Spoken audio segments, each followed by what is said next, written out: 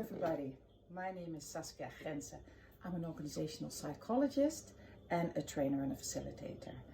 I'm making a little series of videos in which I share some models with you that I use normally in a training setting because I think they might be of use for you whilst we're all living in Coronaland.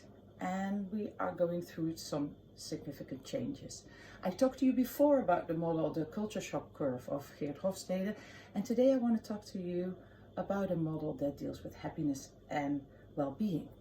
It's been written by a psychologist who is very much alive today, so if anything in this work, in this model really appeals to you, there's a lot of things you can read.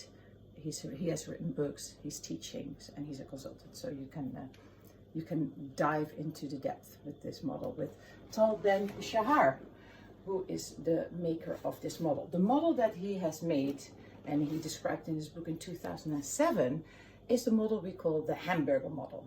The reason why I chose this model is that because the model is quite simple to explain, yet quite profound. There's a lot of thinking behind it. So it means that it's easy for you to understand it, but after I share this model with you, you can really play with it a bit and apply it to your own life. So I think that is the reason why I'm talking regarding this model today. The Hamburger model. There are two axes, as you can see. We psychologists love things that have to do with axes. This axe has to do with the present. The present can be really bad, or the present can be really good. He also referred to this line as the pleasure line. And the other axis has to do with the future. You can do things today that are very detrimental for your future, and you can do things today that are going to be very useful for your future. He also talks about this line in relationship to meaningfulness. We will focus today on the words meaning and pleasure. Okay, so there are 4 quadrants, and in each quadrant we can find a hamburger. You have to keep in mind that Tal wrote this book in 2007 when the quality of veggie burgers was quite disputable. I need to share that with you because in the first quadrant I'm going to talk to you, it's the quadrant that is very meaningful, yet gives us very little pleasure. He talks about the veggie burger. And that is in the time, again, it's written in the time that veggie burgers were really not very tasteful. We're not talking about the fabulous veggie burgers we have now.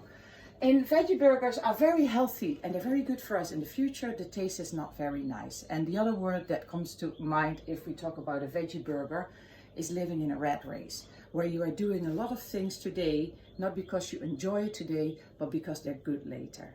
There are things that you're doing that are very meaningful for now and for the future, but not very pleasurable.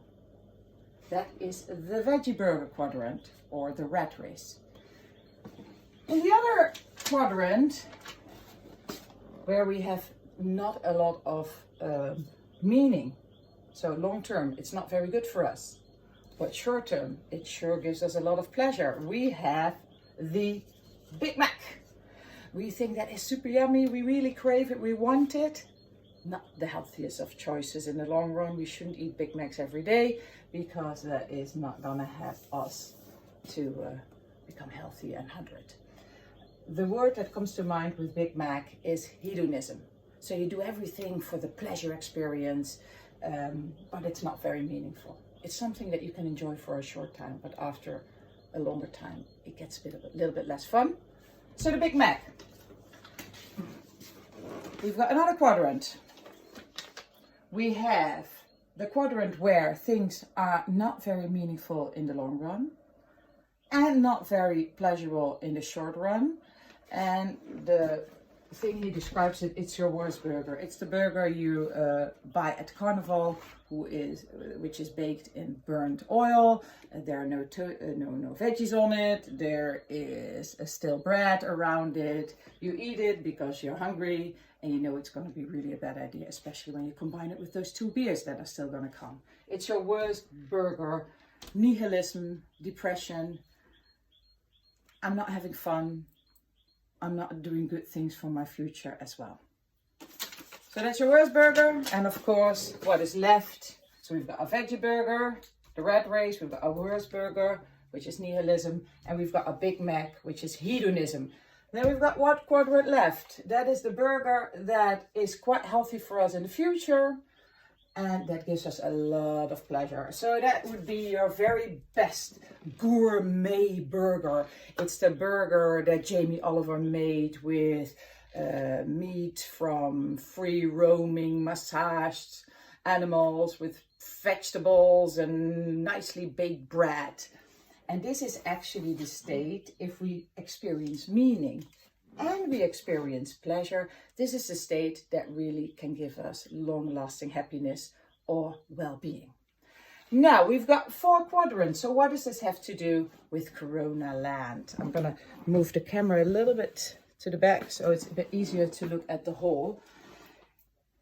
In Coronaland, we need to figure out what gives us meaning and what gives us pleasure, because the things we used to do that were very pleasurable to us, maybe go clubbing or go to restaurants, we can't do at the moment. So we're sort of figuring out what are pleasurable activities.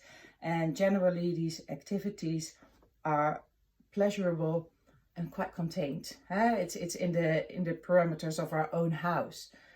Nevertheless, there are a lot of things that can give us pleasure. So I think it's really important to look at your own personality and see what works.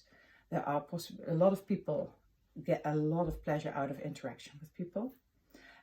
We are also learning how house party works and Zoom works and how we can relate to other people. It's really important that we experiment with activities that give us pleasure. Yes, we are all adults, whatever you want in consent, an adult, you can figure out the things that give you pleasure.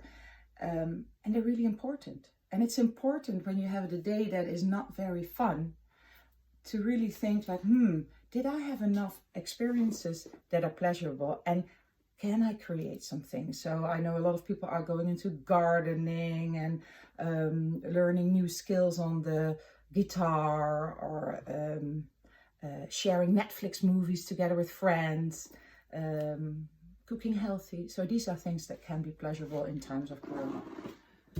Meaningfulness, creating meaningfulness is important as well. Meaningful can be in relation to other people, can have to do with giving. Can I give something to the world, to my neighbor, to my children that is really meaningful for them? And if I'm in a state of anxiety, maybe I decide, okay, I give something that is meaningful to me. So maybe I Marie Kondo my drawer, not my whole house, because that would be very stressful, but maybe my drawer, and that will reduce my anxiety a bit and feel that I'm a bit more in control of the world. A lot of people are going into meditation apps. The whole clue is to see if you can balance pleasure and meaning, if you find a meaningful balance between these two. Because if you have too much pleasurable thing, it doesn't get funny at the end. When Corona started, many of us opted for pajama parties. That is really nice. It's very pleasurable for one day. 3 days of pajama parties, not so much fun anymore. Meaningfulness, a lot of people take it very seriously. We homeschool our children, we have schedules and rituals, and you know, we get really ambitious what we want to achieve. Everything is about meaning. At the end, there's not a lot of fun in that combination, being solely meaningful as well. So what we need to do is we need to figure out what is the balance. The thing we can do today is look at the day we spent today and see, so what was pleasurable in it, what was meaningful in it. If I'm in this balance, see what I can add. So I can imagine, for instance, if you're working in care and your life is very meaningful, but not very pleasurable at the moment, and you come home and you're really tired. It makes, you know, you feel like, oh my God, I don't know how to infuse some pleasure. The challenge is to find pleasure in little things, like a nice bath, or maybe some really nice, good food that your friend can prepare. And now your friend is being very meaningful and you are getting a little bit of pleasure. So I wish you all the best at experimenting and finding a balance between pleasure and meaning, because that can be the key to feelings of well-being.